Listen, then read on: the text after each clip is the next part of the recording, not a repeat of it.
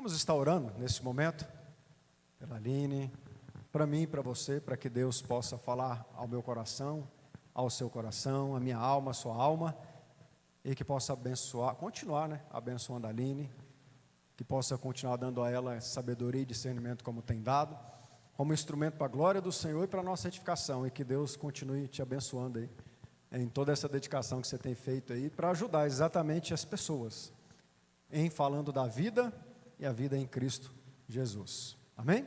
Queria pedir ao presbítero Ademir para estar fazendo essa oração para nós aí, pela filha do Senhor, para Deus abençoar e fortalecer a ela em nome de Jesus. Nosso Deus e nosso Pai, em nome do Senhor Jesus, nós te adoramos, te exaltamos, te glorificamos por tudo, ó Deus, que o Senhor é na nossa vida, e o Senhor é o Deus absoluto, Deus único, Deus verdadeiro, em quem nós, em nome de Jesus, nos prostramos diante da Tua Palavra. Pai querido, e agora quando vamos ouvir as orientações do Senhor, através da Tua serva, Aline Liz Silva Freire, usa, ó Deus, na unção, na graça, no poder do Teu Espírito Santo, ó Deus, que tudo que ela tem estudado e preparado, o Espírito Santo faça com que ela lembre de tudo e traz para nós, nesta manhã, lições preciosas para o nosso dia a dia e como evitar o mal e praticarmos o bem e estarmos sempre, ó Deus, cultivando e aperfeiçoando a cada dia mais a salvação que o Senhor tem nos dado. Abençoe a todos nós, ó Pai, nesta manhã. Usa a Tua serva como instrumento nas Tuas mãos. Nós te pedimos, ó Deus, a Tua bênção e a Tua graça sobre todos, em nome do Senhor Jesus. Amém.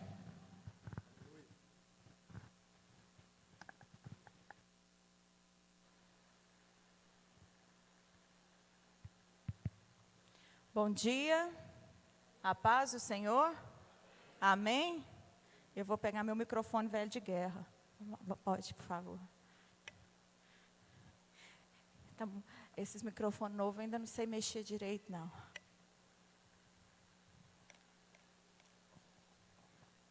Amém. Melhorou? Se eu daqui depois a gente equaliza. Queridos, antes da gente entrar aqui, propriamente dito, no tema o valor da vida, prevenção ao comportamento de autoextermínio, que hoje a gente fala muito pouco essa palavra suicídio, a gente usa o termo autoextermínio. Essa semana toda, martelando meu coração, de hoje de manhã, cantar essa canção. Ressuscita, ó terra que estava morta. Uma ordem que foi dada àquele vale de ossos secos. Ressuscita, volte à vida, que o sopro de vida estará sobre você. E eu entendi o porquê. Que a gente precisava declarar a vida de Deus sobre a vida do irmão Paulo. Amém. Então vamos lá.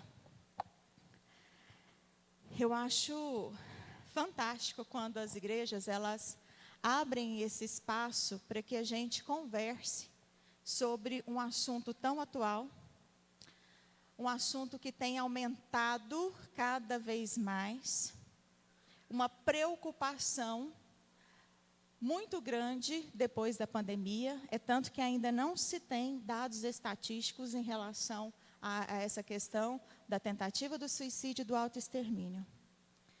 Porque partindo do princípio que nós somos ser, corpo, alma e espírito, nós precisamos entender o que esses comportamentos, atacam nessas 3 dimensões.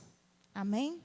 Então nós somos mas para a gente ter uma saúde emocional, uma saúde mental completa e adequada, nós precisamos tratar nesses 3 âmbitos. Amém? E nosso objetivo aqui hoje é falar um pouco para você o que é despertar você o seu olhar diferenciado sobre quem está do seu lado, talvez até mesmo sobre você. Você despertar, porque já foi comprovado, olha só, que 90% dos casos de autoextermínio poderiam ter sido evitados, porque foi dada a notícia antes. Mas como que eu e você podemos ajudar uma vida e salvar aquela vida, se nós não sabemos quais são os sinais? Se nós não sabemos o que é isso? Se nós não sabemos com que nós estamos lidando? Não é verdade? E hoje a gente ainda encontra resistência em falar sobre o assunto na igreja. Por quê? Porque há uns anos atrás, né, veio com o John Osborne, J. Osborne, na década de 80, o neopentecostalismo, quando ele demonizou toda a questão da saúde mental. Oi? T.L. Osborne, isso, na década de 80. Então, ele vem e traz, então, uma cultura para dentro das igrejas, né, que esse negócio de depressão, esse trem de ansiedade, então, o extermínio da sua própria vida é só demônio, né? E estando em si demoniado, então, jamais poderia falar no assunto. Então, a gente ainda tem esses mitos que rondam, né, a questão de nós falarmos sobre a saúde mental dentro da igreja. E nós sabemos que não é bem assim. Pode ter influência? Pode, claro, nós acreditamos nisso, nós acreditamos que temos reino espiritual, né? Pode, mas aí afirmar com toda certeza que é demônio, ou é pecado, estarem, né? Ah, não, se está com depressão é porque está com pecado. Gente, já não ouviu tanta gente? Eu ficava arrepiada de raiva. Não, porque está em pecado. Não, você não está tendo comunhão com Deus, é por isso que você está passando por isso. Não é verdade? E graças a Deus que a gente vem desmistificando isso aos poucos. Né? Esse ano nós já trouxemos em janeiro a doutora Lisa, psiquiatra, que falou sobre a depressão. E ali nós entendemos que tem fator religioso, que ele pode ser protetivo, como também pode ser destrutivo. Mas existe uma doença em si. Isso aqui não é diferente. Então, nós precisamos falar sobre isso. E meu coração muito se alegra quando a gente tem esse espaço para falar, né? Desde hoje, nós estamos dia 11. Eu, graças a Deus, com a misericórdia de Deus, já fui em 3 igrejas diferentes, de faixas etárias diferentes, para falar do assunto. Então, vamos lá. Vamos falar sobre o valor da vida. É um informativo, porque hoje em dia a gente precisa falar de uma maneira mais branda, porque foram feitas pesquisas que aquela abordagem antiga de falar que é o do confrontar, de mostrar a imagem, de chocar a pessoa, não estava causando efeito nenhum, pelo contrário, estava estimulando. Então, aqui, vocês não vão ver, em nenhuma das palestras que eu já dei, eu já ministrei essa palestra aqui, alguns anos atrás, cenas, eu não vou falar, vocês não vão ver nada, nenhum vídeo que choca, porque não tem necessidade, tem? Não tem, nós estamos falando sobre a vida, e não a morte. A minha intenção aqui é engrandecer a vida, e não a morte, tá ok? Então, precisamos falar sobre o suicídio. Precisamos falar nesse setembro amarelo. Olha só, ontem, dia 10, que é o dia mesmo da prevenção ao suicídio. Hoje, ela é a maior campanha de prevenção a alguma coisa, a nível mundial. Então, ela se tornou, tanto da urgência, ela se tornou algo tão importante que agora ela é a maior campanha a nível mundial de prevenção ao comportamento de autoextermínio. E ontem, foi o dia D, mas durante todo o mês de setembro, que a gente chama de setembro amarelo, tem falado sobre isso. Há uns anos atrás, as estatísticas mostravam que até 2020, a depressão seria a principal causa de morte, sobressaindo a câncer de mama e a problemas cardíacos e acidentes automobilísticos. Até 2020. Tá? Aí, hoje, ela continua sendo a principal causa de morte entre jovens e adolescentes. Então, nós vemos essa urgência em falar sobre o assunto. Mas, então, o que é esse comportamento de autoextermínio? O que é isso? São atos que visam, em última instância, a morte. Lembrando que a pessoa que intenta contra a sua vida, ela não deseja morrer. Ela não deseja sair desse plano. Ela deseja acabar com uma dor que é tão profunda que ela não consegue lidar naquele momento. E dentro desse comportamento, a última instância, o ato de extermínio em si, tem um processo. E esse processo, ele começa com uma ideia. O que é ideia? Pensa, mas não executa. Pensa, fica só ali no mundo. Pensamentos como? Presta atenção. Não aguento mais isso. Para mim chega. Estou entregando os pontos. Não aguento mais. São falas que, diante de uma dor, nós precisamos ficar atentos. Eu não aguento isso, eu não quero mais viver. Escuta, eu não quero mais viver. Não significa que queria morrer. Eu só não quero mais viver frente àquela dor. Então, esse tipo de pensamento, que às vezes é uma fala tão corriqueira. Quem nunca? A gente já não falou frente a uma dor? Chega, não aguento mais isso. Não já falamos? E a nossa intenção de falar era de morrer? Não, era de sair daquela dor que estava demais, angustiante, né? Então, primeiro, a ideação suicida. Segundo, o comportamento autodestrutivo.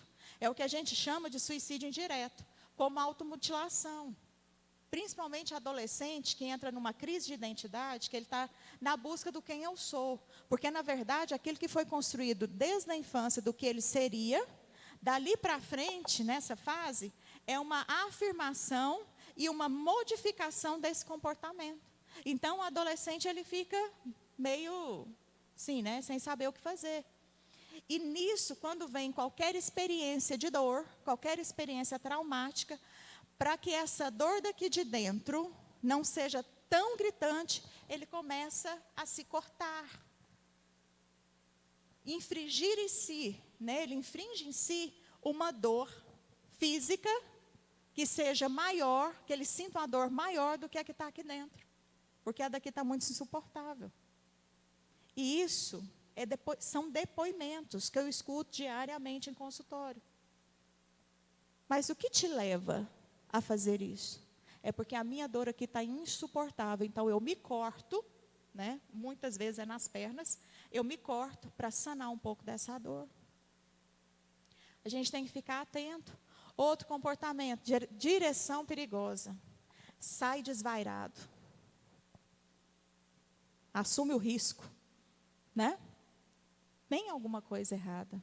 Uma outra coisa, o uso e abuso de substâncias psicoativas. Tanto, vamos lá, de drogas, até mesmo a droga autorizada, como álcool, né? E medicação. A diferença do mesmo remédio para trazer vida, para trazer morte para você, é a quantidade que é ingerida. Não é isso? Se a dosagem adequada para você é 1 comprimido, ingere 10, algo vai dar errado. Aí. Então, esses são comportamentos que a gente precisa ficar atento. Então, ideação suicida, começa com uma fala corriqueira. Outra, comportamentos autodestrutivos. Aí vem as tentativas, que é o planejamento, executa, mas não é consumado. É quando a gente entra aqui até aquela questão que a gente fala assim, não, mas quem fala demais não tenta. A gente não fala isso? É porque fala demais, não. Toda fala está sinalizando para você que algo não está bem e que um perigo eminente está aí.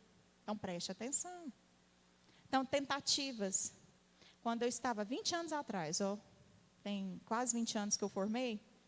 Então, 20 anos atrás, eu estava aqui no materno infantil fazendo estágio. Que esse tema de suicídio, há 20 anos que eu estudo. E dei uma pausa durante um período, porque aquilo estava pesado demais.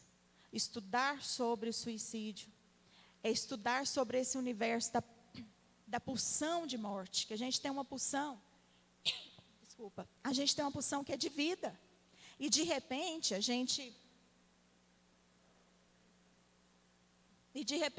começa a entrar muito nesse universo de ser puxado para baixo, sabe? De entender o que vem depois, porque não vem, não tem o depois, né? Então, assim, enfim, era um assunto que sempre me chamou muita atenção. E, inclusive, o meu trabalho de conclusão de curso, né, até minha mãe, a tia Marta, estava lá no dia da apresentação, eu falei sobre a tentativa de suicídio infantil. Na ocasião, eu atendi 7 crianças, de 7 a 10 anos, que tentaram suicídio. Mas como que a gente identificou que isso era o suicídio? Recorrências de acidente doméstico, que depois foi o tema que eu comecei a estudar no mestrado. A recorrência de acidente doméstico poderia ser entendido como tentativa de suicídio infantil. Ouvir a idade? Por diversos fatores. Não vou entrar aqui nos pormenores, depois a gente pode até falar sobre isso. Mas, assim, porque era inconcebível até então a gente pensar que criança tem esse sentimento, né? Mas é aquela história assim, eu não quero ir para a aula. Aí vê ele dando sopa a algum meio, para e foi, né?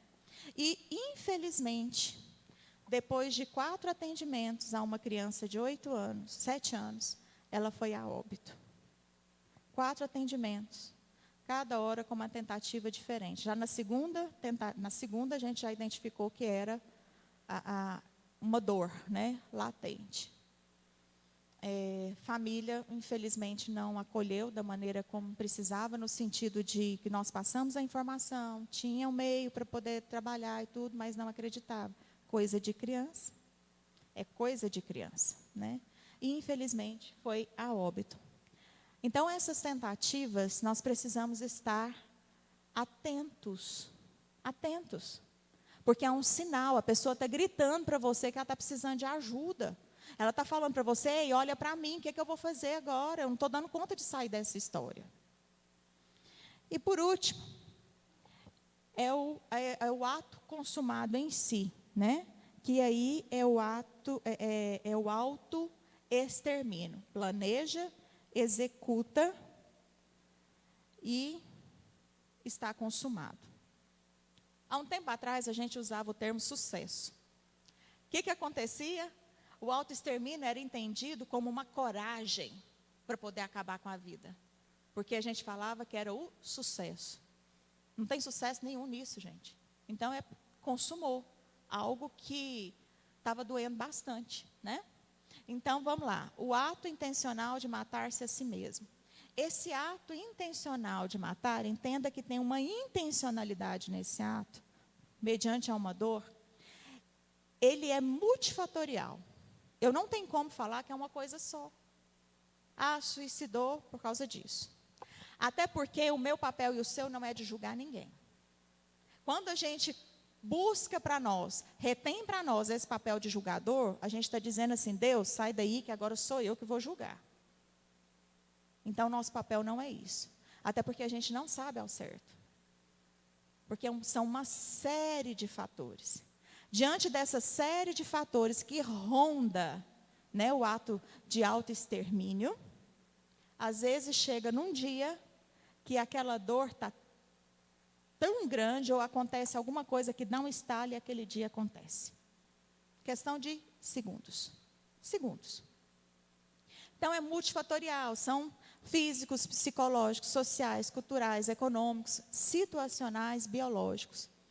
Nesses últimos anos, né, pandemia, pós-pandemia, nós ainda não temos essas estatísticas, mas nós já sabemos que aumentou um número considerável, principalmente de pais de família, que ou tentaram, ou de fato chegaram, né, à consumação do ato, por questões econômicas. Foi tirado tudo. E não viam outra possibilidade, a não ser essa. É uma visão de túnel mesmo. Então, não via outra possibilidade. Eles não enxergavam isso. Quando a gente fala de sintomas físicos, é uma doença física. Talvez um diagnóstico, que você não vê um prognóstico. Você não entende que pode ter alguma coisa ainda a se fazer. O psicológico são os transtornos mentais. Os 2 principais, depressão e ansiedade. E vem depois os transtornos de personalidade, que aí é como se você fosse duas pessoas. Um deles é a esquizofrenia. Quando a gente fala no cultural, é porque chega a ser cultural. Quando você entra numa determinada religião, que até o Santo Daime é uma dessas, né, que teve um suicídio coletivo. Então, tem essas questões também. A pessoa acredita que o suicídio é a única solução, que essa visão de túnel está relacionada ao sofrimento, à dor e não à coragem. Precisa de ajuda quando o pensamento em acabar com a própria vida é visto como possibilidade.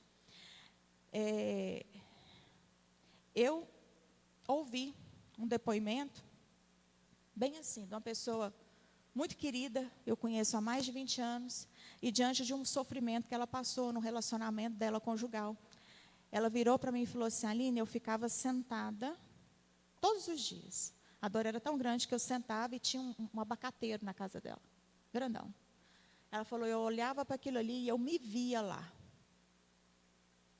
De tão profunda que era a minha dor. Era tão, ela fazia assim, era tão profunda, que eu só via eu naquele abacate, naquele abacateiro. Entenderam, né? O que eu estou falando. Ela só via isso como solução. Só. Então, essa visão de túnel, né? Até mesmo a questão da depressão, vocês já aprenderam aí com a doutora Lisa, que o cérebro sem depressão, ele é brilhoso, ele é luminoso. Isso é mostrado em ressonância magnética, um PET scan. Ele é luminoso. O cérebro com depressão, ele é apagado. Quando o paciente chega para a gente e fala assim, eu vejo tudo cinza, é real, ele vê tudo cinza, a vida perdeu o sentido, perdeu a cor. Além de ser uma questão emocional, né, aquela dor daquele momento, que vem de anos, né, normalmente vem de um transtorno depressivo, além dessa dor ainda tem uma disfunção que é neuroquímica, que o cérebro apaga, para de fazer sinapses para te dar prazer. Entende? Que o sistema não é fácil. Então, vamos lá. Quais são os aspectos psicológicos, então, que tem nesse ato do autoextermínio? Estado interior de ambivalência, com sentimentos ou ideias conflituosas. Vou, não vou, quero, não quero, tá, não tá. Entendeu? Estão exaustas por dentro e emocionalmente fragilizadas diante das situações da vida. Ontem eu estava falando para um grupo de mulheres cristãs a respeito da identidade, do resgate da identidade da mulher. E em um momento eu falei para elas a respeito de um vidro quebrado.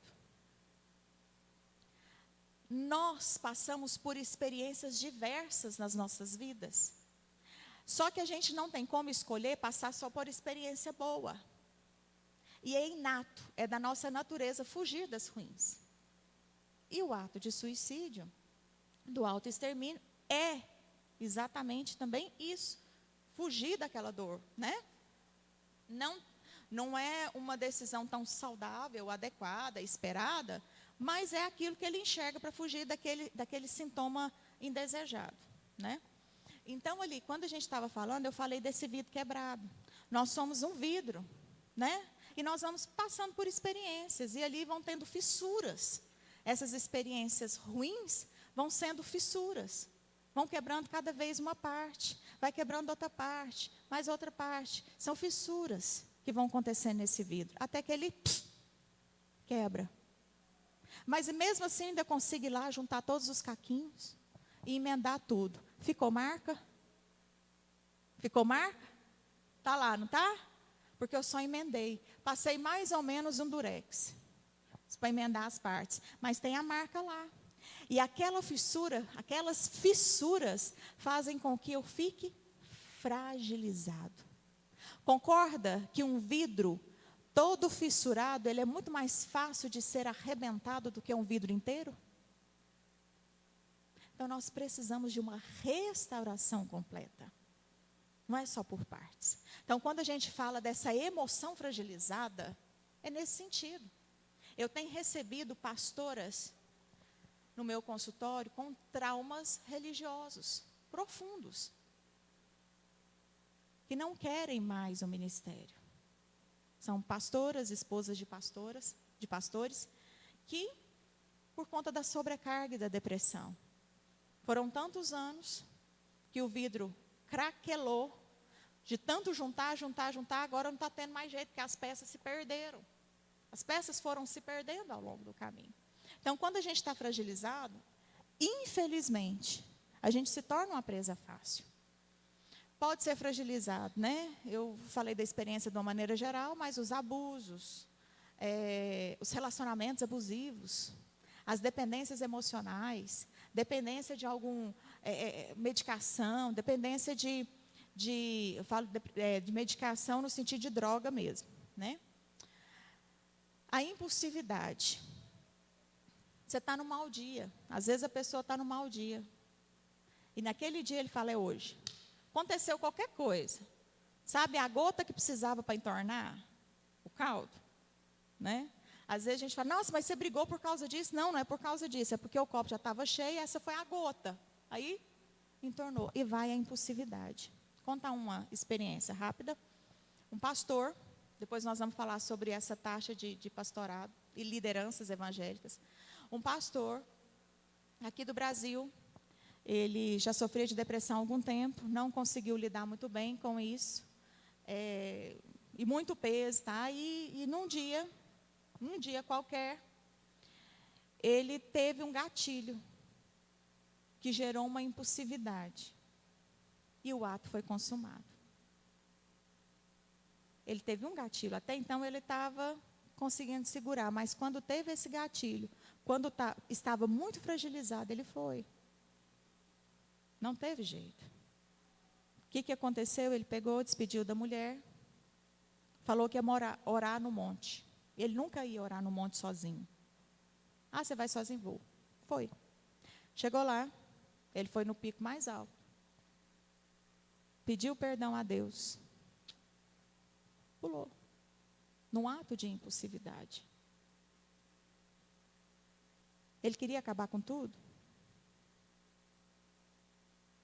Isso é comprovado. Hoje nós fazemos autópsia psicológica.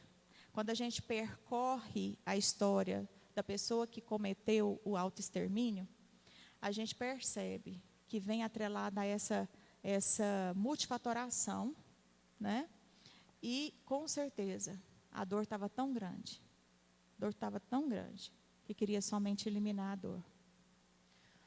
Uma outra característica, né, um outro aspecto psicológico é a agressividade intensa.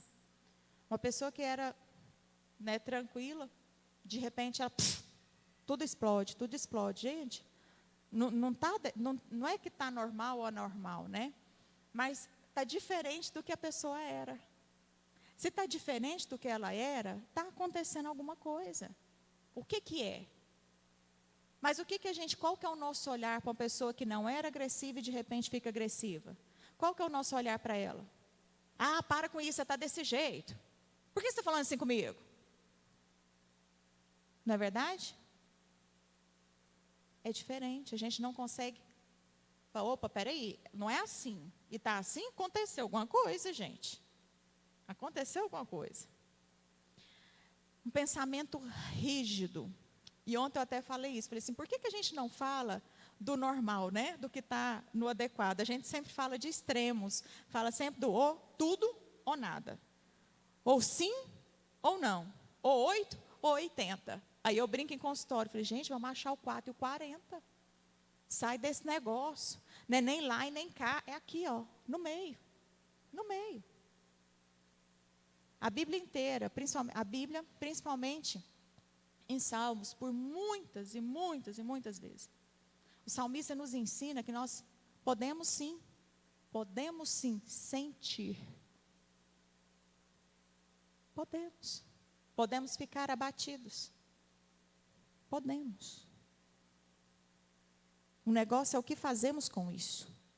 Davi no Salmo 42, ele fala por 2 vezes, porque se abates a minha alma e porque te perturbas dentro de mim. Ele leva um diálogo, ensinando que não tem problema nenhum a gente sentir. Mas a gente não quer sentir. Então a gente usa outros subterfúgios. Então, o comportamento suicida é o resultado de uma combinação de fatores: estresse, vulnerabilidade emocional e disponibilidade de meios. Quando eu falo em disponibilidade de meios, você entende o que eu estou falando? Entende? Vou citar um exemplo. Tá?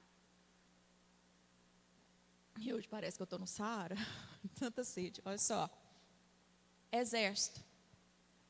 Quando eu estava de plantão, que a gente ficava de plantão, estava a meu comando, né, quando o general ia embora, ficava ao comando oficial de dia, eu, na época, quando eu estava de plantão. E sob o meu comando, mais ou menos uns 90 meninos. Menino, 18 anos. 90 meninos. 80, 90 meninos. Gente, eu passava mal 2 dias antes e 2 dias depois. E o tempo inteiro que eu estava lá era oração, oração. Faz, Deus tem misericórdia. Esses meninos armados de fuzil municiado. Eles ficavam em sentinela. Meu pai até falou da sentinela. Ficava lá em sentinela. E eu pedia, porque ficava lá muito grande, então eles ficavam assim, escondidos, né? E era troca de plantão deles a cada 2 horas. E eu pedia, Deus tem misericórdia. Vai que esse menino vê um negócio aí, vai que esse menino brigou com a namorada e não tem estrutura e vai estar lá no meio do nada. Deus tem, não deixa não. Não deixa esses meninos e não deixa nem ter disparo acidental. Teve um menino, tá filmando, Débora? Tá. Teve um menino, e a gente falava muito de disparo acidental. Eu vou contar isso para vocês verem que, assim, é cada coisa que é de preocupar mesmo. Então, eu ficava, assim, desorientada. Deus, pelo amor de Deus, manda seus anjos aqui. E, por muitas vezes, eu via de fato, eu não tenho esse dom de visão, né, eu acho, mas eu via um exército em volta do aquartelamento todo. Via, e teve uma vez que foi muito nítido. Aí o que acontece? O menino pega, o abençoado de Deus, é que eu vou mostrar. Fuzil é dessa altura, né? Parafal, dessa altura. Municiado, gente. Aí está o cano aqui para cima. Olha o que o abençoado faz. Debruçou em cima do fuzil. Em cima do cano do fuzil. Pôs a parte aqui embaixo do pé. Bisonho total. Sim, né? Tá lá, descansando. Menino, isso eu passo. O trem do inferno. O trem desse é um trem do inferno. Pelo amor de Deus, criatura. Olha o que você está fazendo. Era mãe, né? Tira esse trem daí. Porque podia disparar, gente. É o que a gente chama de disparo acidental. Podia. Fuzil aqui. Explodia a cabeça, mas só isso que ia acontecer. Agora, olha a ideia. E assim eu ficava muito preocupada, né, do que eles poderiam fazer. Já tirei meninos do plantão, já tirei. Percebia que eles estavam totalmente desequilibrados para aquela função e eu tirei. Já tirei oficial também. Porque eles já tinham tentado uma série de suicídio, assim, uma série de tentativas de suicídio, automutilação, e estava ali com o meio. Por que eu estou falando do meio? Porque no exército tem um meio. É um meio. Então, quando a gente fala desse acesso, esse acesso fácil a meios é perigoso. O armamento, exatamente. Lá tem disponível o armamento. Então, isso, né? Gente, aí é onde eu acredito piamente, que é onde entra de fato a ação demoníaca. Você está com a dor, você não está aguentando aquela dor emocional. O que você faz? Você está vendo ali o negócio. Está sentindo aqui. Aí está um trem buzinando aqui na sua cabeça, né? Faz, no atinho, impulsividade foi e fez. Como aconteceu? Né? Lá no quartel, a gente dava essa palestra todos os anos. Dos 8 anos que eu fiquei lá. Só não dei no ano que eu engravidei, que foi 2020. Mas todos os anos a gente falava sobre tentativa de suicídio. Porque era recorrente. Os meninos, infelizmente, né? E o meio era um meio letal. Que era dessa maneira que eu falei para vocês. Então, quando uma pessoa pensa em suicídio, ela quer matar a dor, mas não a vida. Então, quais são esses fatores de risco, né, que a gente já falou, eu vou dar uma repetida aqui, que a gente precisa ficar muito atento. Tentativas prévias de suicídio, inclusive aquelas veladas, tá? Aquela velada.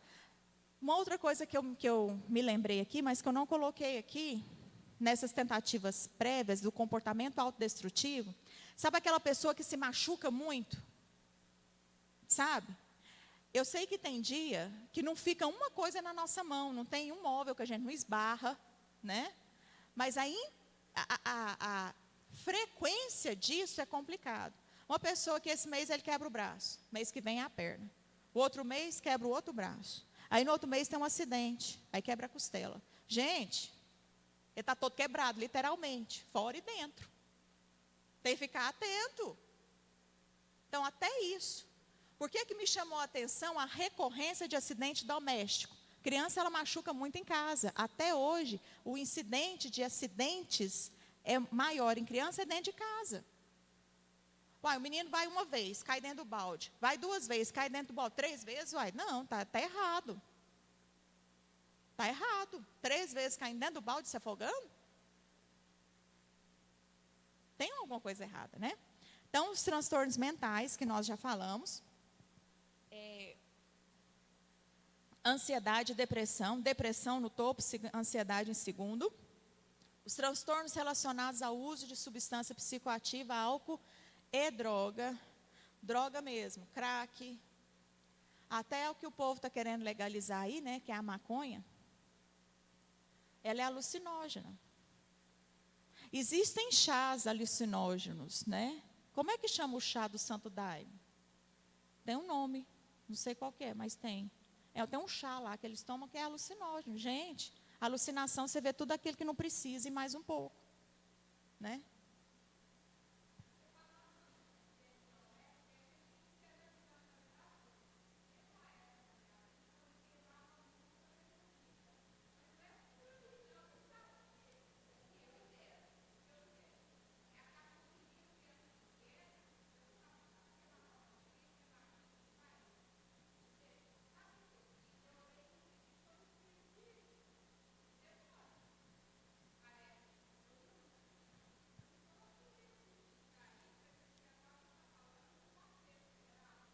Isso.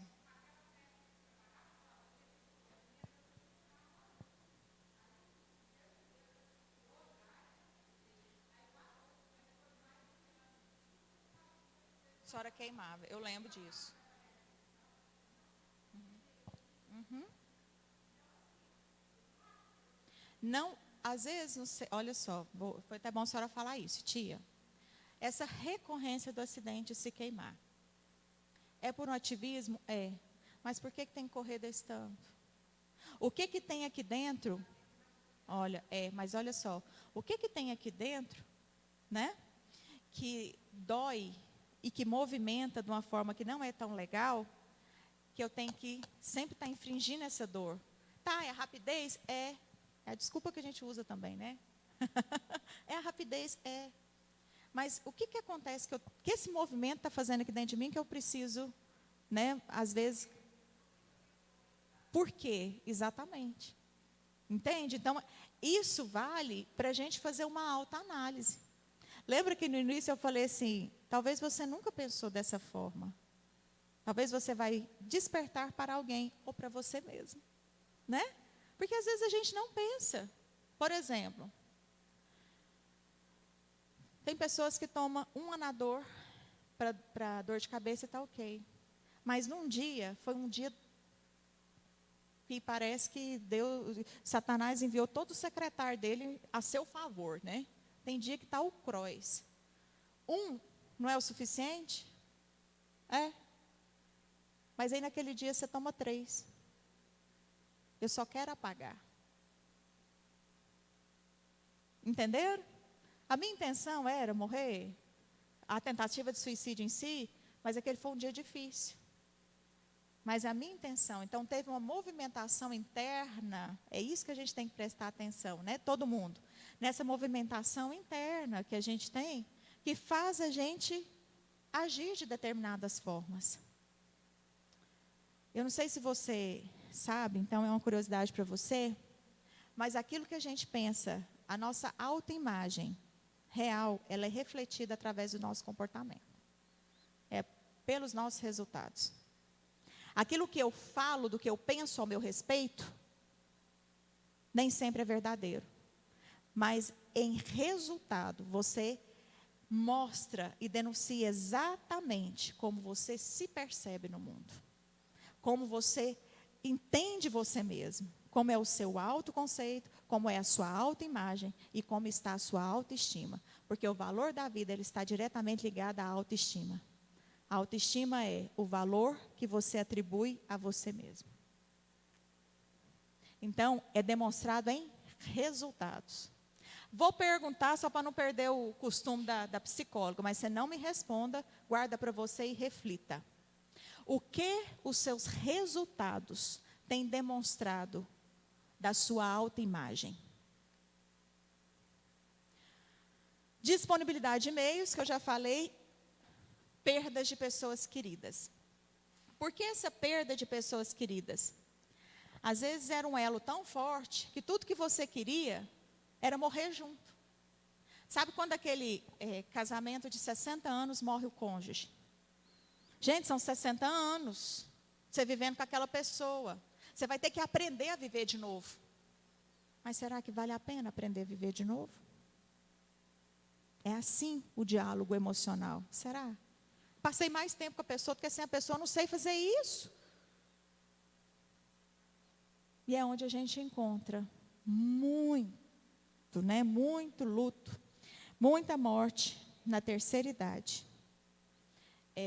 Por causa disso. E estima-se que agora, na pandemia, nós tivemos famílias que foram totalmente dizimadas. Nós tivemos um grande aumento, no índice das pessoas órfãs, perderam seus pais, ou perderam seus filhos. E nessa situação, o desespero foi tamanho, que por que eu vou continuar aqui? Aquele sentido foi perdido. História de violência, abuso, humilhação, história de suicídio na família. Já me perguntaram se a questão, por exemplo, a depressão ela é genética ou hereditária. Não, mas ela influencia. Por quê? Porque tem um comportamento típico do depressivo. E acaba que aquilo ali, ele tem a probabilidade maior da pessoa que convive com a pessoa assim, desenvolver. Não é genético nem hereditário, Mas tem essa possibilidade. Como aqui, o suicídio. A pessoa que teve na família algum ato suicídio, alguém que cometeu autoextermínio, isso não é passado, não transmite, Não. Mas tem que ficar atento na história familiar. Problemas financeiros. Desespero total sobre o financeiro. E não sabe como fazer. Ou problemas conjugais. Falei para você, há um pouquinho atrás, que a Bíblia nos ensina a falar daquilo que causa dor. A falar das nossas emoções. Mas a gente fica com medo de ser taxado. Com medo. De virar uma tarja. De virar um diagnóstico. A gente fica com medo disso. De ser rotulado. E a gente não fala das nossas emoções, a gente não fala das nossas dificuldades. E isso porque a gente tem síndrome, todo mundo. Mamana caducando. A gente tem síndrome de homens e mulheres maravilhas. O que é isso? Indestrutível. Ei, não é. Entenda que a gente é mero mortal. Sim mesmo, a gente é só mero mortal. Sabe? Fala da sua dor. Porque falar é o início do seu processo de cura. Sabia disso? Tira esse orgulho, porque isso é orgulho. Tira esse trem de você. E se for necessário, fala da sua dor.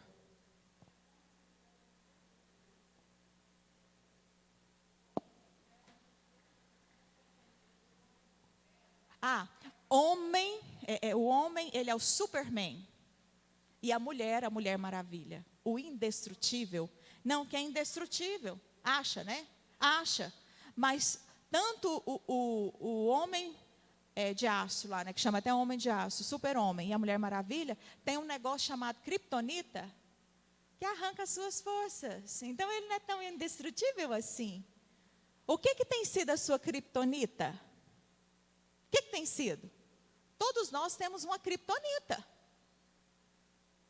E a kryptonita não tem força, a própria pessoa não tem força para retirar. Ela precisa de um outro para chegar lá, tira, aí aquelas forças voltam. Mas precisa falar. Precisa falar.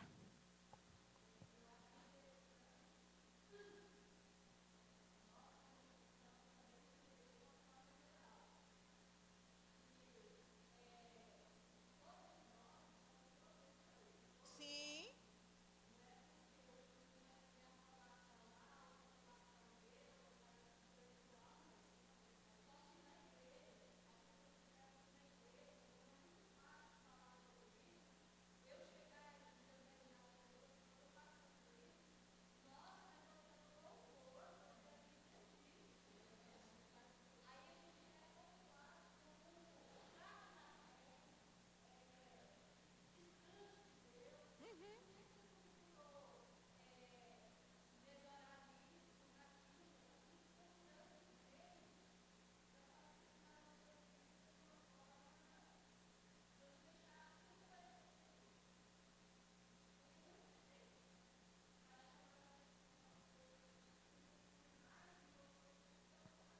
Você sabe por que a pessoa pensa assim? É aquilo que até eu já falei. Primeiro, ela quer se colocar no lugar de Deus e julgar, né? Mas é porque é muito mais fácil apontar o dedo, falar que é seu do que de mim. Lembra que eu já falei? Vou repetir aqui para você mais uma pérola. Vamos lá, outro julgamento, né? Não, eu vou falar sobre esse conceito histórico. Olha só. Sim. Por isso que eu falei daquela questão que ainda tem essa é um mito. É o religioso, não é o cristão, né? É o religioso. Deixa eu contar um negócio. Eu vou abrir esse parêntese aqui e eu tenho que andar mais rápido. Deixa eu contar um negócio para vocês. Tem um livro. Se eu passar um pouquinho, vocês me perdoam? Tá. Tá, vamos lá. Olha só. Tem um livro que foi lançado em 2017. Eu ia falar isso lá nas estatísticas, mas eu já falo agora porque o assunto eclodiu. Esse livro foi lançado em 2017, depois de uma onda, que foi chamado de onda, de suicídios entre pastores e lideranças evangélicas. O aumento foi de 68% de suicídios. Eu não estou, isso notificado, tá? Porque estima-se que esse número ele é 4 vezes maior do que os notificados em si. Como explicar isso? Mas não é pastor? É humano igual você e eu. O que faz te pensar, né? O que entra assim na sua cabeça que você está imune à dor porque você recebeu a Cristo? Em momento algum, está aqui, pastor Juliano, meu pai, me corrija se eu estiver errado, mãe. Em momento algum está escrito na Bíblia que você não vai ter dor. Se você receber a Cristo, está de boa, né? Não vai ter nada mais, não é isso? Virou arcanjo, né? Não é assim? Recebeu a Cristo, a gente virou arcanjo. Em momento algum está escrito isso. Pelo contrário, está escrito que você vai passar assim por tribulação e aflição. Vai.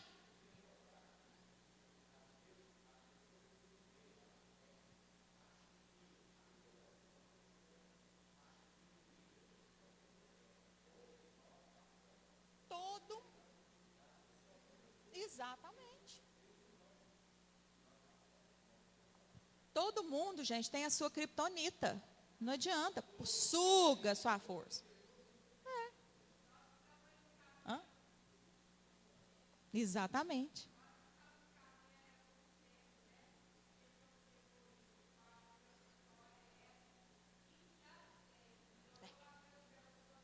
Amém. Para falar sobre. Uhum. Só isso. Ainda tem essa mentalidade, né, medíocre.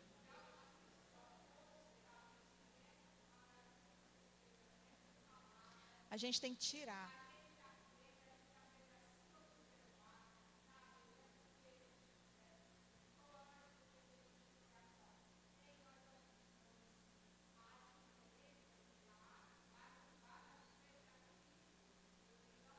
Exatamente.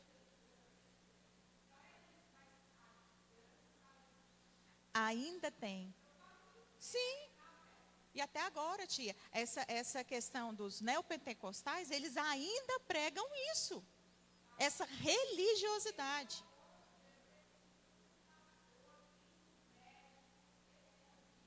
Sim, porque não pode falar, porque é fraco, né? Amém. Sim.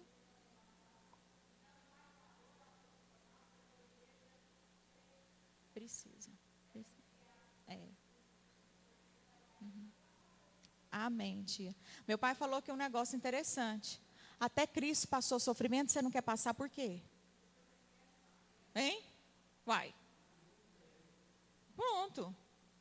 Não é? Até. Exatamente, nós temos Cristo, nós vamos vencer.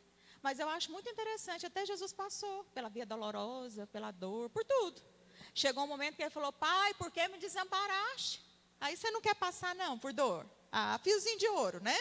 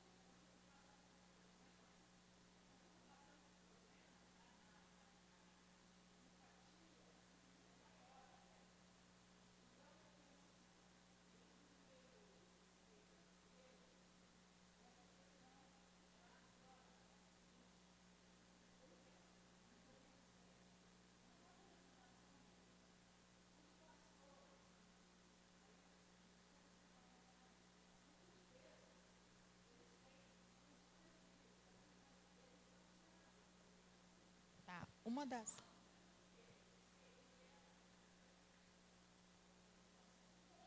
Uhum.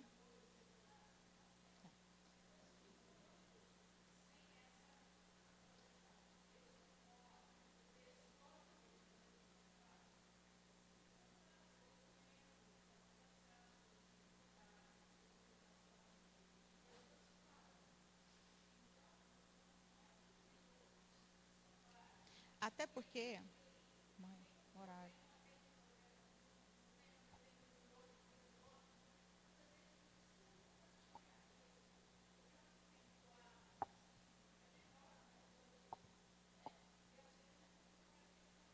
Vamos lá. O motivo. Tá. O que ele relata lá do motivo, né? Dos pastores e lideranças, um deles é o esgotamento mesmo emocional. O segundo é o isolamento. E a depressão, porque tudo isso gera depressão, né? e não consegue realmente tratar. Quando a gente fala que falar é a melhor opção, gente, você não vai falar para qualquer pessoa. A gente fala para aquele que você sabe que vai te ajudar. Você vai sair falando assim, não, ai, presta atenção. Você vai falar para aquele que você sabe que vai te ajudar, que vai te dar um norte, que vai te dar uma direção. Você não vai sair falando a torta direita da sua vida, não. E quando minha mãe falou que muitas vezes a gente percebe que tem mais empatia na dor do que na alegria, é real. Chorar com os que choram, eu quero ver a gente se alegrar verdadeiramente com o que se alegra quando você está todo lascado. Esse que é o difícil. E é onde a gente mostra realmente o cristianismo. A gente mostra o Cristo, não a religião. Porque tudo isso aqui que nós estamos falando é religiosidade. Religião. Isso. E não, a gente tem que sair desse negócio e entender que nós temos um Cristo. Um Cristo. E esse Cristo, ele é revelado às pessoas através da nossa vida. Através do nosso comportamento.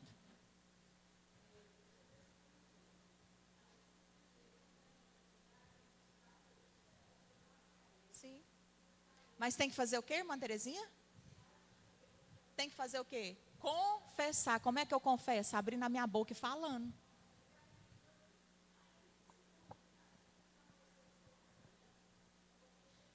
Sim. É. Gente, estoura.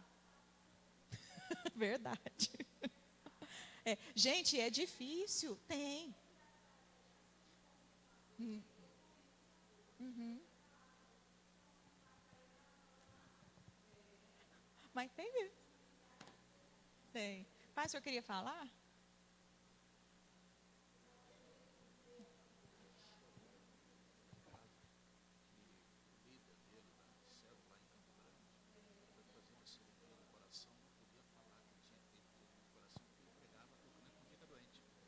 Gente, olha aqui, vou repassar o que meu pai falou aqui. Presta atenção, para você ver o nível da loucura do negócio. Um pastor que já pastoreou a nossa igreja, o pastor Jorge, é um doutor em psicologia, né, ali pela Universidade de Mackenzie. É um homem que eu admiro e quem conheceu, ele é um homem de fato admirável, né? Jorge Luiz. E ele contou que o pastor da igreja dele, que é de uma grande igreja lá de Campo Grande, foi fazer uma cirurgia no coração e não podia contar que ele foi fazer uma cirurgia no coração. Sabe por quê que ele não podia contar? Aí é top. Porque ele pregava que crente não ficava doente.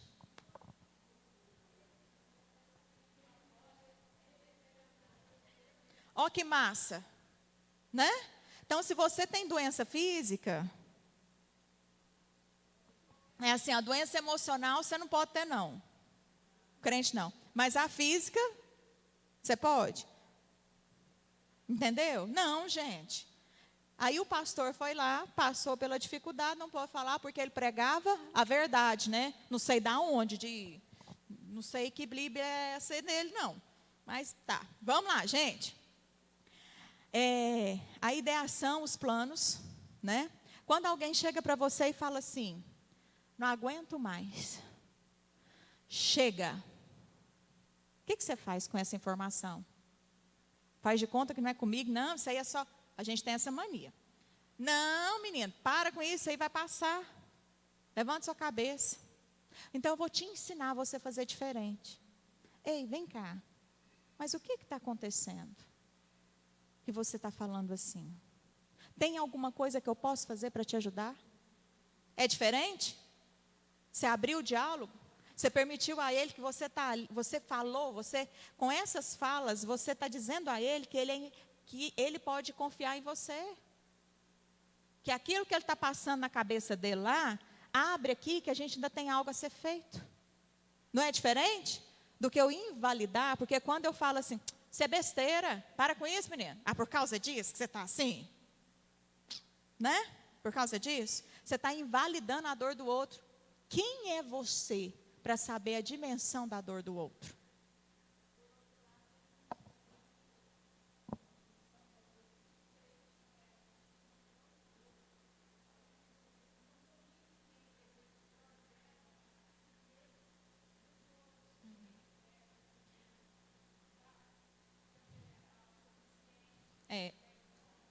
tem um negócio até que eu ia falar e não falei, né? Mais uma pérola para vocês.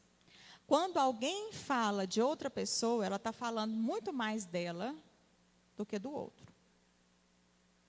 Tá? Se eu estou falando do pastor Juliano, eu estou falando muito mais de mim do que dele. Então, cuidado. Essas projeções que a gente faz. Só fechando a questão dos líderes religiosos, hoje nós temos o Muriá, que é lá com a pastora Zenete, que eles têm um projeto específico para pastores e lideranças, para cuidar dessa área emocional. E nós temos, como é que chama essa casa aqui em São Paulo, em Anápolis, o senhor sabe? A igreja cristã tem um lugar que é mais retirado, e lá só cuida de pastores, líderes e esposas de pastores, com doenças mentais, tá? Com os transtornos emocionais. Então, tem para onde correr. Tem. E são pessoas capacitadas que estão ali, são médicos psiquiatras, são psicólogos, que estão ali para tratar daquele trauma religioso. Porque as igrejas geram traumas religiosos em nós. E nós precisamos ficar atentos a isso. Então, vamos lá. Sentimento de desesperança, desamparo, desespero, a culpa. A pessoa conta alguma coisa para você e você anula aquela dor, ela está sentindo totalmente desamparada. Ela já se desfez daquele orgulho para chegar até você e você invalida aquela dor. É como se você estivesse dando munição para ele prosseguir em frente com aquele planejamento que ele tem, né? Necessidade de aliviar a pressão externa, como cobrança, sinais de remorso, sociais, remorso, medo, fracasso, e falta do apoio familiar. Nós temos aí o 4D da alerta: desespero, depressão, desesperança e desamparo. Mais sinais: isolamento, que foi o que essa pesquisa mostrou, né? E essa pesquisa também mostra desse livro que chama Suicídio, a crise... uma crise pastoral, um negócio assim, tem 1000 e tantas páginas. Ele falou sobre um experimento quando Durkheim escreveu o livro, que ele tem uma visão sociológica sobre o suicídio. E nesse livro que chamou O Suicídio, de Durkheim, comparado a 3 religiões, judeu, o cristão católico e o cristão protestante, o protestante, o índice é maior em autoextermínio do que o judeu e o católico. E uma das análises sociais, né, sociológicas que Durkheim fez, foi que a questão do livre-arbítrio no protestante é como se ele fosse o motor para isso. Aí entra naquele questionamento: uma vez salvo, sempre salvo. Aí é com o pastor, depois vocês perguntam para ele. Porque aí é briga, né, pastor? Aí é de um lado, do outro, e nós não vamos entrar nisso aqui agora, não. Né? Porque a gente não sabe. Não sabe. Então, esse julgamento, a única coisa que a gente sabe, não é meu e nem seu, é de Deus. Isso aí a gente sabe, né?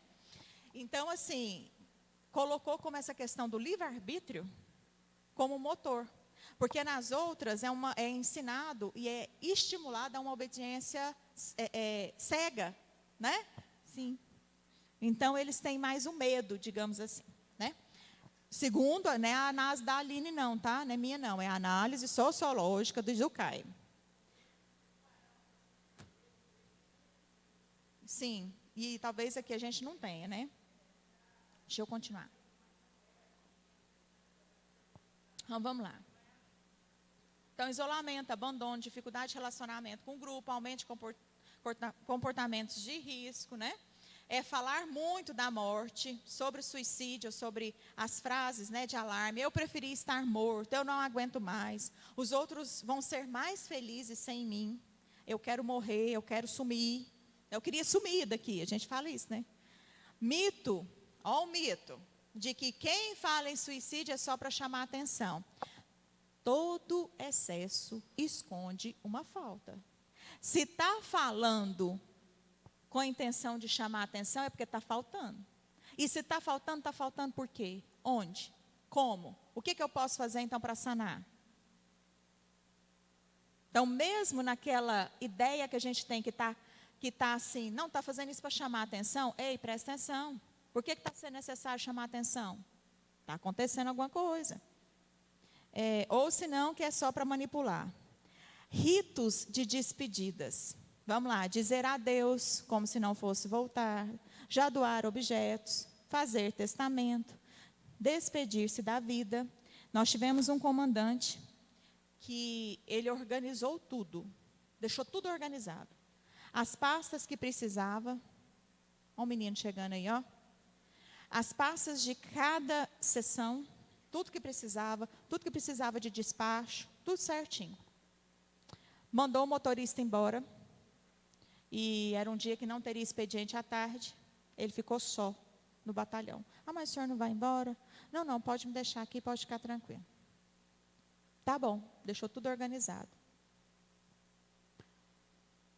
2 horas depois, foi-se. E nós, né, lá na ocasião, não foi no meu batalhão, não foi percebido pelas pessoas que estavam em volta. Mudança brusca de comportamento, agitação e irritabilidade, insônia, angústia, apatia, letargia, falta de apetite ou excesso de apetite. Esse último aí que eu falei são sintomas da depressão. O que fala para mim, o que diferencia a tristeza de uma depressão?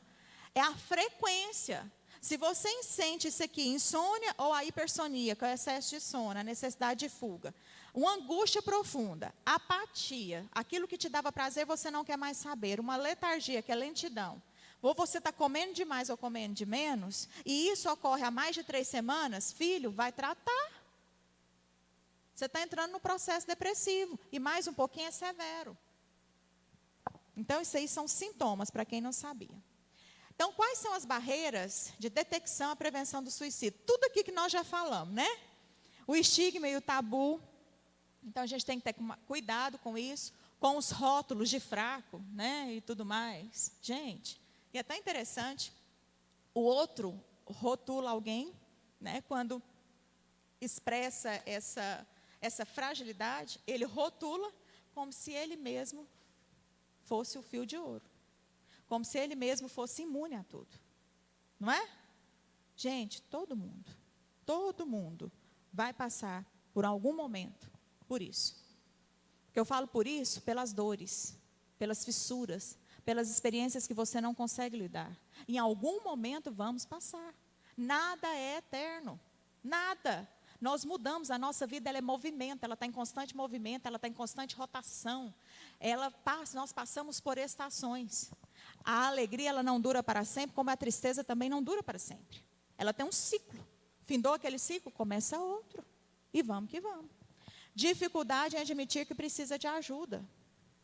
A falta do conhecimento e de atenção sobre o assunto por parte de todos os profissionais, inclusive da saúde. E a ideia errônea de que o comportamento suicida não é um evento frequente. Aí são alguns exemplos de pessoas da Bíblia, né, que desejaram a morte. Jó, Moisés, Davi, Elias, Jeremias, Paulo, Jonas. Depois você fala aí que não vai dar tempo de eu falar sobre cada um. O carcereiro de Filipos, ele foi o que é relatado na Bíblia que tentou suicídio. E o suicídio, Sansão, que aí Sansão tem uma discussão, né? Alguns falam que foi pela história, que ele arrependeu e tudo mais, foi um ato de sacrifício, e outros falam que é suicídio. Aí depois vocês decidem isso aí com o pastor. Saul, Aitofel, Ziri e Judas. E vamos lá, que eu acho que isso aqui que é importante para você. Tudo isso que eu falei abriu a sua cabeça. Agora, presta atenção, por que a gente tem que falar sobre suicídio? A cada 40 segundos há um suicídio no mundo. Organização Mundial da Saúde. 800 mil pessoas morrem por ano. A cada 3 segundos ocorre uma tentativa. As tentativas tendem a ser 20 vezes maiores do que o suicídio. Pensou? 1, 2, 3, tem um fazendo. 1, 2, 3, outro tentando. Que poderia ser evitado. O suicídio está entre as 10 causas mais comuns de morte na população mundial. Em todas as faixas etárias. Está entre as 3 principais causas de morte de indivíduo entre 15 e 44 anos. E é a segunda principal causa de morte entre indivíduos de 10 a 24 anos. Esses 10, ali essa fase de adolescência, é motivada principalmente pelo acesso àqueles desafios pelas redes sociais. Exemplo, Baleia Azul. que o último grau do desafio o último grau ali do desafio é a questão do autoextermínio. Idosos e adolescentes, os casos estão aumentando. Olha aí, 90% dos casos de suicídios poderiam ser evitados se houvesse uma rede adequada de apoio e atendimento. Hoje, a igreja é um lugar de apoio. Você tem um lugar de apoio. Claro, nós temos Cristo, mas você tem um lugar humano de apoio, que não te desampara. Então, temos isso. No Brasil, 12 mil suicídios ao ano. A cada 45 minutos, uma pessoa morre por suicídio. São 32 pessoas por dia. Compartilharam comigo essa semana, que só essa semana, 4 pessoas morreram do ciclo de amizades dela. Numa semana, 4 pessoas morreram no ciclo de amizade. E uma delas já tinha tentado 4 vezes. Eu falo que o suicídio ele é o último ato de grito de socorro que não foi atendido. Um grito, muitas vezes sofrido e doloroso, no silêncio. Isso. Brasil está no 8º lugar no ranking mundial dos autoextermínios e Goiás em 2º lugar. Entre 2010 e 2019, houve um aumento de 43% nas taxas de suicídio em todas as faixas etárias, principalmente entre jovem e adolescente. Estima-se que esse valor, agora pós-pandemia, ele pode ter triplicado, infelizmente.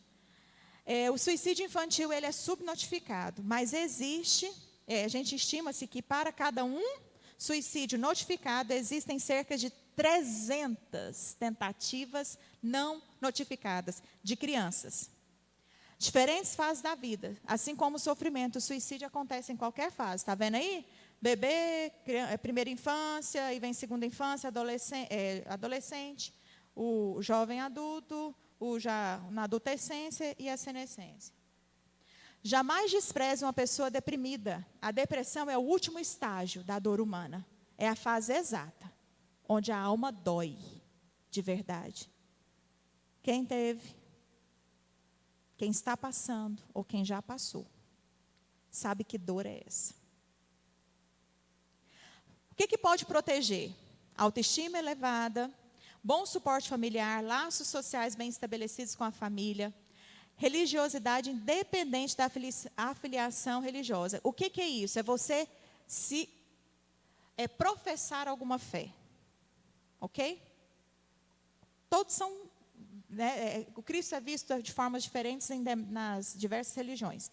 Então, assim, no nosso caso, é de fato você conhecer a Cristo. Quem Ele é. Ausência de doença mental. Então, tomar cuidado com a sua saúde emocional. Estar empregado, ter as crianças em casa. Para quem acha que criança dá trabalho, tá? Tem que ter menino em casa. Porque a criança é como se a gente visse assim, um renovo, né? Uma esperança. Minha mãe sempre fala que o Miguel é o filho da esperança. Porque ele chegou no dia que eu já estava na menopausa, na pré-menopausa. Já estava tentando há um ano, então eu já tinha desistido de ter menino de novo. Aí, no dia que chega no Brasil a tal da pandemia, eu descubro que eu estou grávida. Gente, é precoce. Minha mãe teve menopausa com 37. Eu fiquei grávida com 39. Então, eu já estava com 39, estava devendo, né? Não, gente, eu tenho só 40. Então, assim, minha mãe fala que o Miguel, então, foi o filho da esperança, porque chega uma pandemia desconhecida, eu grávida, e Deus foi tão bom que eu tinha que, não é bom com a pandemia, né? Mas Deus foi tão bom que eu tinha que ficar grávida mesmo em 2020. Eu não trabalhei nem um dia presencial, lá no quartel. Sabia? Nem um dia. Eu trabalhei home office. Eu não punha meu nariz para fora. Olha só. Cuidar de Deus. Vamos lá. Ausência de doença mental, estar empregado, ter criança, senso de responsabilidade com a família, gravidez desejada e planejada, capacidade de adaptação positiva, capacidade de resolução dos problemas. Estágio vamos lá. O que a gente pode fazer como estratégia de prevenção? Saber ouvir as pessoas, fazer o uso da sua escutatória. A minha profissão é escutar. Só escutar? Não. Depois que acaba, que a pessoa fala, tem sessões que a pessoa fala 50 minutos sem parar. Tem outras que ela só chora. Tem outras que ela não fala nada, ela só suspira. Mas tudo ali ela está me contando alguma coisa. E quando acaba, faz assim, ó. Eu até brinquei ontem, falei, gente, até inconsciente. Na hora que acabou a palestra, todo mundo, sem exceção, fez assim, ó. Sabe aquela sensação de alívio? Na hora que termina, faz. É alívio, saber ouvir. A gente precisa saber ouvir sem julgar, sem fazer juízo de valor. Rapidinho, irmã. Amém. Não é fácil, não. Amém.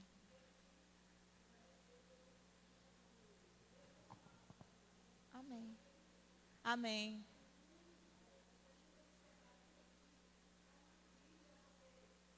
Sim, verdade. Nós estamos fazendo com as mulheres o livro Ego Transformado, do Timothy Keller. Não, mas não. Então, sim. Tá, vamos voltar aqui, mamãe.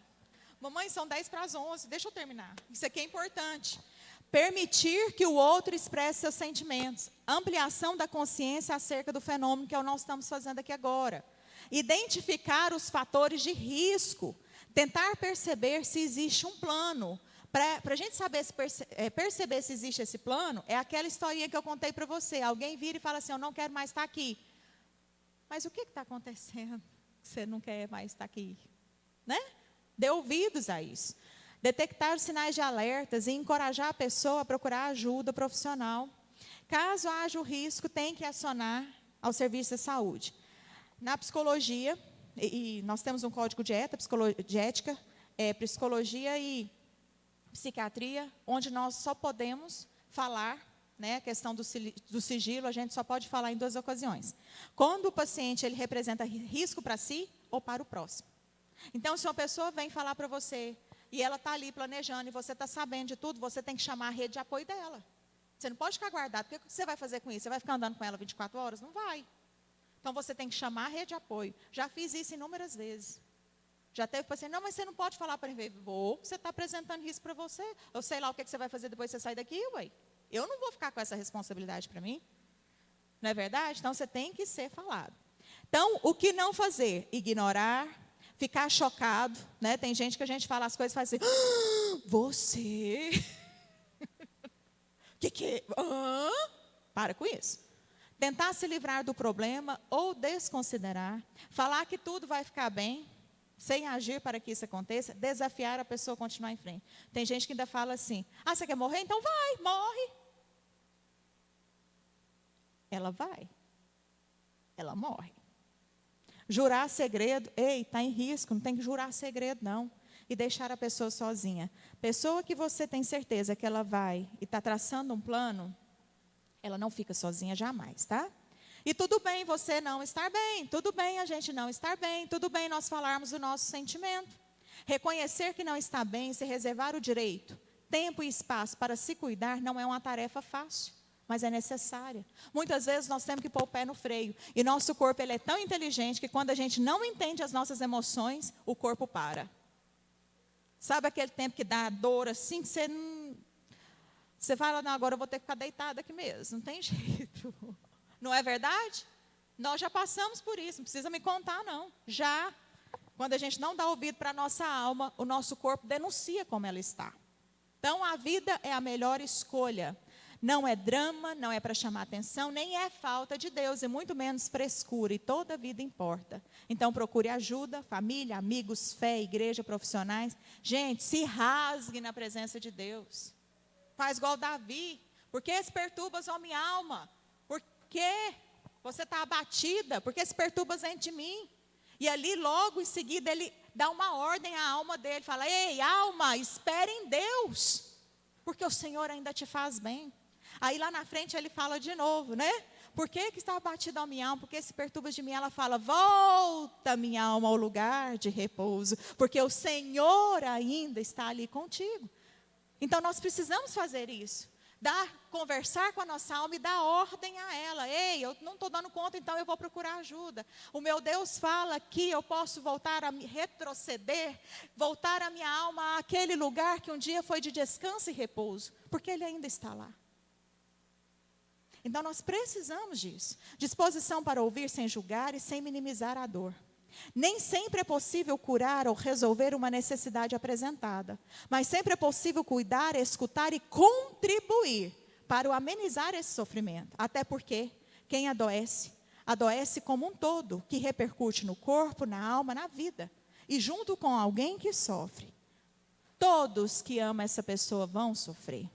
E qual que é o valor da vida? Imensurável. Foi preço de sangue comprado. Foi esse preço, né? Foi o sangue que nos resgatou. Então não existe. É um valor que é imensurável. Nós somos criados à imagem de Cristo. E quando nós não valorizamos a nossa vida, é como se a gente estivesse desvalorizando o Criador. No mundo teremos aflições. Jesus disse isso. Mas Ele deixa a certeza que Ele estará conosco. E que nós iremos vencer, porque Ele venceu e nós também. Não temas, porque eu sou contigo. E Deus tem planos de paz para nós. Porque sou eu quem conheço os planos que tenho para vocês. Diz o Senhor, são planos de fazê-los prosperar e de não causar dano. Planos de esperança e de um futuro. Hoje, nós temos aí o CVV, que é o Centro de Valorização da Vida. Guarda esse número, que às vezes você vai ter que falar esse número para outra pessoa. 188. No momento de angústia, fala para a pessoa ligar lá e falar, porque são pessoas desconhecidas. E muitas vezes elas não têm nem autorização de dar feedback, de falar nada. Mas ela tem um lugar que tem uma pessoa lá que está 24 horas, que ela pode ligar. Então fala isso aí para ela, 188, ligação gratuita. E é isso, gente. Desculpa aí, passei muito, mas o nosso objetivo é, primeiro, entender o que é, e o segundo, acabou, Miguel. E o segundo, despertar em você um olhar diferenciado para isso. Em você mesmo, se você não está em risco, e de outras pessoas que estão ao seu lado. Porque através disso, você pode salvar uma vida. Amém? É isso, pastor.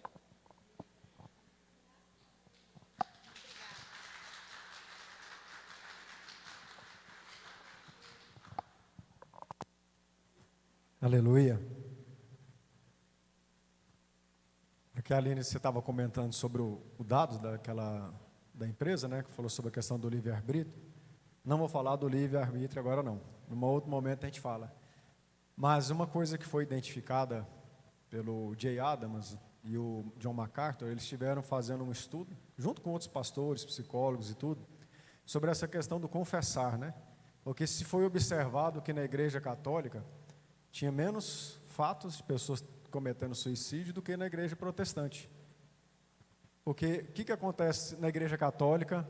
Por mais que a gente não concorde e veja a questão de como o padre fala, mas o fato dele estar ali parado, disponível para você, a pessoa chegar lá, confessar, abrir, falar, chorar, fazia uma diferença, porque ele abriu a boca, como a Aline falou, confessou, foi lá e falou a sua dor. Por mais que ao padre ele falou, você vai subir a escada 10 vezes, vai fazer isso, fazer um monte de sacrifício que não vai ter valor nesse sentido, mas ele esteve ali ouvindo. E absolve. Ou seja, a pessoa falou, a pessoa expressou. E às vezes no protestantismo tem acontecido, porque por questão de não se buscar os pastores para falar, e infelizmente a gente sabe que tem muitos pastores e presbíteros que são mais profissionais do que propriamente estar ali para aconselhar. Então se diminuiu muito a busca no meio evangélico aos pastores e presbíteros que estão ali para aconselhar e ajudar, e as pessoas pararam de certa forma de confessar, de falar, de expor o que estava acontecendo. E cai aquela questão, confiar em quem para falar? Hein? Só que a gente acaba generalizando que ninguém ali é apto para você falar, não. Há alguém ali que Deus preparou, alguém que está ali para te ouvir, colocado pelo Senhor. Então, ou seja, não deixe de falar, não deixe de confessar. Primeiramente, como a Aline falou, e todos nós entendemos, a Deus. E ao mesmo tempo, Deus colocou nós como corpo, como família, para isso. Para a gente se ouvir, falar um para o outro, buscar a expressar. E, como você falou na clínica, né? Ou seja, às vezes você ouve muito. Às vezes por uma dor, por um choro, por uma forma, mas ouve isso. Na hora que você for falar, a pessoa já conseguiu descarregar um monte de coisa que estava pressionando ela. Então, não deixe de buscar o Senhor nesse sentido, falando, e ao mesmo tempo nós. Eu sempre coloco lá no grupo da igreja, de tal hora eu estou aqui. Se você quiser vir aqui falar, eu estou aqui. Se você quiser falar 1 hora, 2, 3, nós estamos aqui para ouvir, para falar, para orar, para aconselhar. Já veio aqui pessoas, tanto da igreja, de outras denominações, às vezes eu estou aqui na rua, na porta, aparece alguém aflito, meia hora que eu dou de atenção, só de ouvir a pessoa já sai daqui aliviada. Então não deixe de procurar ajuda, não deixe de falar, principalmente ao Senhor e a nós, cada um de nós aqui, para a gente ajudar um ao outro. Amém? Obrigado, Aline, aí, por essa palavra, que Deus continue te abençoando, como já está, né? Para poder ajudar outras vidas ali, e mais ainda, Deus te capacite e te use para a glória dEle e para ajudar as pessoas nesse trabalho maravilhoso, em nome de Jesus. Amém? O que vocês vão fazer? Confessar.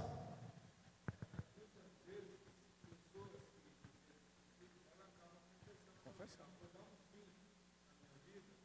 Exatamente. Exato. Dá o sinal, né? Sim.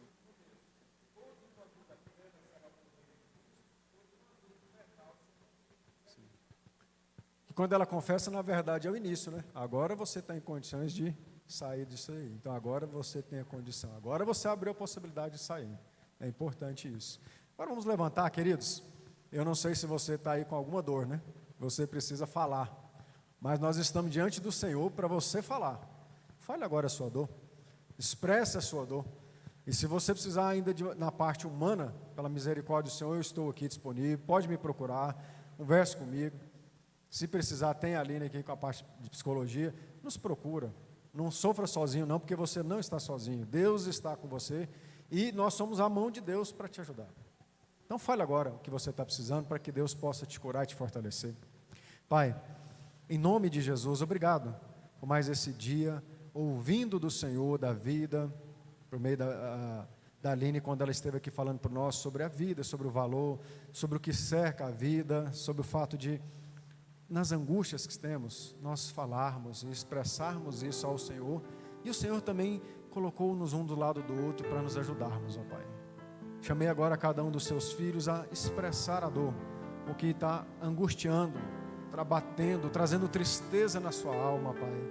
Que agora, em nome de Jesus, mediante a confissão, o falar, o abrir do coração, mesmo que com um sussurro, ou com pensamentos, ou com o coração doendo, o Senhor interpreta cada batida do nosso coração, Pai. Que o Senhor pode nesse momento trazer força, trazer alívio a essa alma, trazer refrigério, trazer alegria, trazer renovo, porque mediante ao falar, ao reconhecer a nossa situação, é que estamos dando o primeiro passo para receber do Senhor a restauração, a cura, o fortalecer, ó Pai. Em nome de Jesus, toma cada um agora, restaura, cura e fortaleça, e que possa ser uma caminhada de retorno à busca ao Senhor, uma caminhada de estar tendo aquela paz que o Senhor dá, a alegria que o Senhor dá, restabelecendo agora neste momento, ó Pai, o refrigério do Senhor na alma, Pai. Muito obrigado por essa palavra. Como eu pedi, o Senhor continue abençoando a Aline nesse projeto, nessa caminhada, como tem sido até o dia de hoje, como instrumento do Senhor para ajudar outras pessoas. E a nós, pastores, presbíteros, nos ajude, nos dê cada dia mais capacidade, discernimento, para termos entendimento da dor e ajudarmos uns aos outros, ó Pai.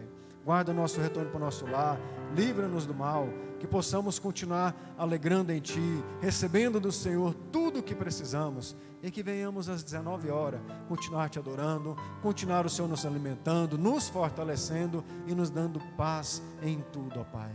Muito obrigado, em nome de Jesus, em nome de Jesus. Amém?